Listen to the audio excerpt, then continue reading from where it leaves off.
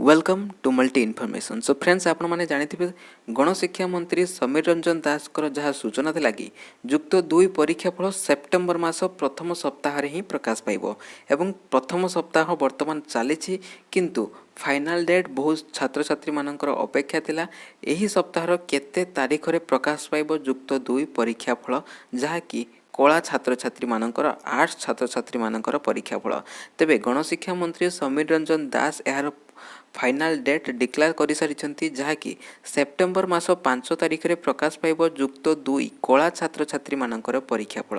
तेबे कौन रही संपूर्ण अपडेट आम ये वीडियो माध्यम जानिबा। यदि से पर्यंत आपण आम चैनल को सब्सक्राइब करना सब्सक्राइब कर साइड थे बेल आइकन टी प्रेस करी ऑल नोटिफिकेशन रे प्रेस करूँ ये लेटेस्ट अपडेट सर्वप्रथम पाइबापी। से देखो आपण नोटिफिकेशन टी कौन रही देखूँ ना सेप्टेम्बर 5 तारिख रे प्रकाश पाइब युक्त 2 कला परीक्षा फल। एहासह धंदामूलक शिक्षा परीक्षा फल मध्य प्रकाश पाइब एने विद्यालय और गणशिक्षा मंत्री समीर रंजन दास सूचना देइछन्ति।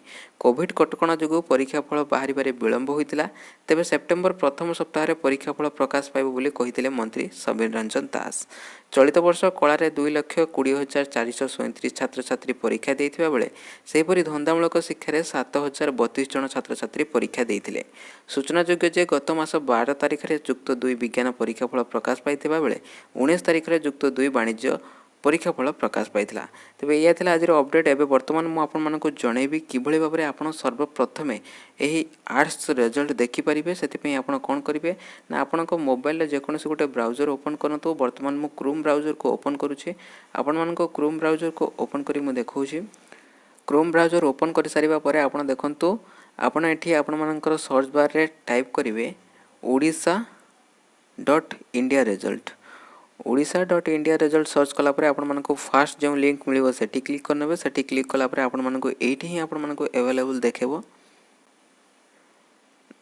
देखंतु एठी आपण माने देखि पड़थबे एठी आपण मानकर अवेलेबल अछि देखि पड़थबे।